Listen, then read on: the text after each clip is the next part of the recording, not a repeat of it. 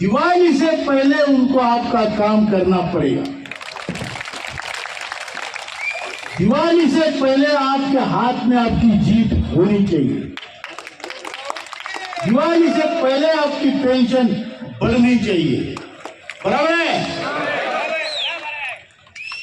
और अगर इस पर वो चूके, ये हमारी डिमांड रहेगी आंदोलन में। और अगर उन्होंने ये काम नहीं किया तो जैसे अम्बेडकर साहब ने यहाँ सुझाव दिया, हम काली दिवाली मनाएंगे, पूरे भारत उपवास करेंगे।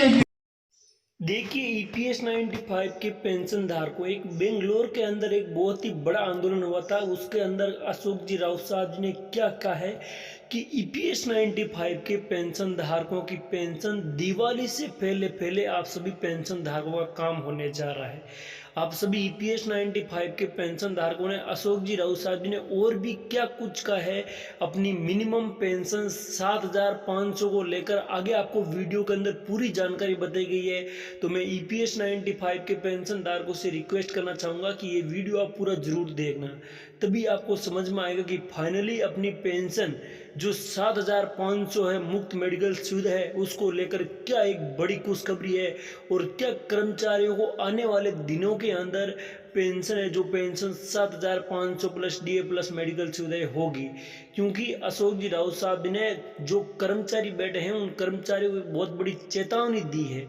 उस चेतावनी के अंदर कहा है कि अगर हमारे दीपावली से पहले हमारे पेंशन धारकों का अगर काम नहीं होता है तो हम एक बहुत बड़ा मतलब काली दिवाली मनाने वाले हैं। काली दिवाली का मतलब हम एक आश्वासन पे बैठेंगे, भूखे प्यासे तेज से बैठकर वहाँ पर एक सरकार से हम एक अनुरोध करेंगे कि भाई हमारी पेंशन है, जो पेंशन हम किसी से भीख नहीं मांग रहे हैं, हम हमारे हक मांग रहे हैं।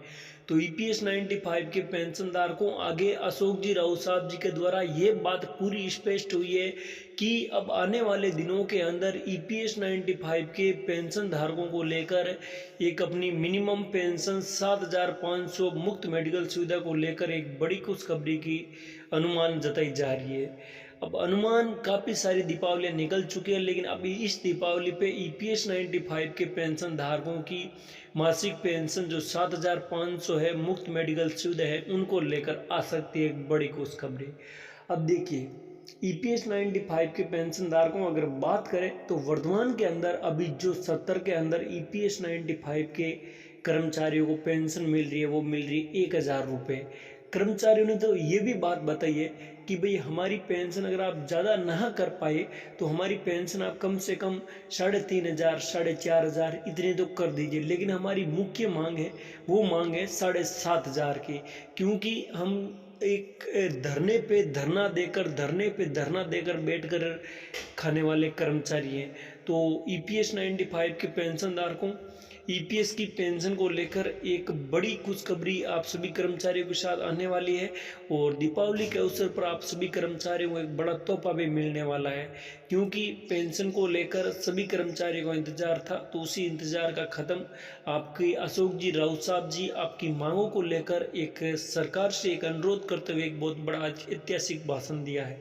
इसके अंदर स्पष्ट बताया है कि कर्मचारियों को आश्वासन और ईपीएस 95 की पेंशन भी बढ़ने वाली है। क्योंकि ईपीएस 95 की पेंशन को लेकर आज हमारे जो 78 लाख पेंशन धारक हैं, हर साल के पेंशन धारक बढ़ते जा रहे हैं, जिसके अंदर पेंशन धारक तो ये बात कहते हैं कि हम सरकार से भीख नहीं मांग रहे, हम हमारा हक मांग रहे हैं। तो सरकार से हमारा हक है कि भाई हमें हमारी पेंशन है, पेंशन 7,500 दो, मुफ्त मेडिकल सुविधाएँ दो, क्योंकि हमारा घर खर्चा चल सके और हम पेंशन हमारा पेंशन से हमारा घर चला सके। क्योंकि हमें जो वर्तमान के अंदर हमें 1,000 रुपये मिल रहे हैं, 1,000 रुपये से हमारा घर का खर्चा नहीं, हमारा घर का एक बिजली का बिल आता है वो भी नहीं भरा जाता है। अशोक जी राउत साहब ने ये भी एक अनुमान दे कहा है।